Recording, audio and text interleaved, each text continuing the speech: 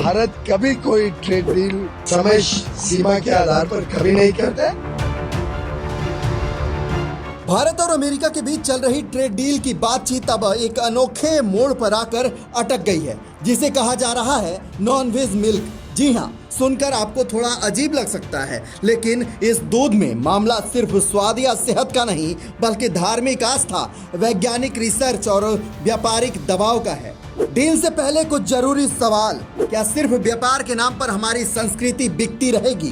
क्या विदेशी लैब में बना नॉनवेज मिल्क अब हमारे बच्चों की थाली में परोसी जाएगी?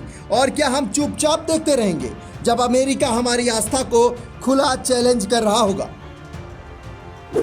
भारत के डेयरी मार्केट की बात करें तो 2024 में इसकी वैल्यू लगभग 14 लाख करोड़ रही है और इसका लक्ष्य 2029 तक 30 लाख करोड़ से ऊपर ले जाने का है। अब इतने बड़े बाजार पर ट्रंप की तिरछी नजर पड़ गई है, इसलिए अमेरिका ये मौका नहीं छोड़ना चाहता। वो चाहता है कि भारत अपने कृषि और डेयरी सेक्टर को अमेरिका के लिए खोल दे। अमेरिका चाहता है कि उसके डेयरी प्रोडक्ट्स को भारत में आने की इजाज़त दी जाए और लोग इसे अधिक से अधिक खरीदें, जबकि भारत सरकार और धार्मिक संगठन इसका विरोध कर रहे हैं, खासकर शुद्ध शाकाहारी समाज को ध्यान में रखते हुए।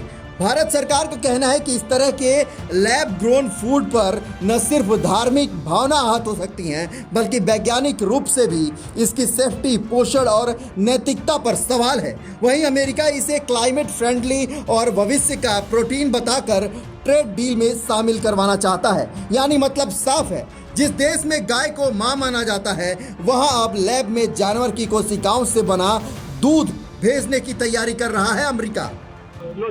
आपको पता है, मैंने कई बार कहा है कि भारत कभी कोई ट्रेड डील डेडलाइन या समय सीमा के आधार पर कभी नहीं करता है। जब डील अच्छी बन जाए, पूरी तरीके से पक जाए और देश हित में हो, तब उसको हम स्वीकार। बता दें कि 1 अगस्त 2025 से नए टैरिफ लागू होने से पहले भारत और अमेरिका के बीच ट्रेड डील होने की उम्मीद जताई जा रही है। रॉयटर्स के रिपोर्ट के मुताबिक हाल ही में अमेरिकी राष्ट्रपति डोनाल्ड ट्रंप ने अपने दिए एक बयान में कहा, हम एक और ट्रेड डील करने वाले हैं। शायद वो भारत के साथ हो। हालांकि नॉनवेज मिल्क को लेकर दोनों देशों के बीच बातचीत अटकी हुई है। अब आइए जानते हैं ये नॉनवेज मिल्क क्या है और ये कैसे हमारे यहाँ के पारंपरिक दूध से अलग है।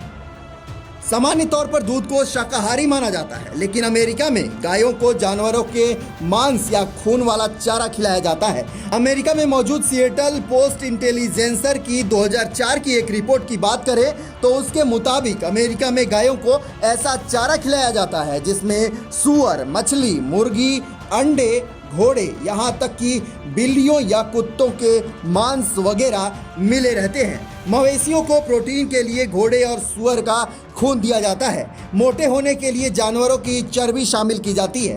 अमेरिका का ये डील भारत के लिए सिर्फ फूड प्रोडक्ट नहीं, संस्कारों पर हमला है। हमारी थाली में जो आता है वो सिर्फ भोजन नहीं, वो परंपरा है, विश्वास है, धर्म है। धार्मिक मान्यताओं में दूध सतोगुणी भोजन माना जाता है और अब अमेरिका चाहता है भारत इसे स्वीकार करे और अपनी ट्रेड डील में शामिल करे। फिलहाल भारत ने सांस्कृतिक चिंताओं का हवाला देते हुए अमेरिकी डेयरी प्रोडक्ट्स के भारत में आयात होने की इजाज़त नहीं दी।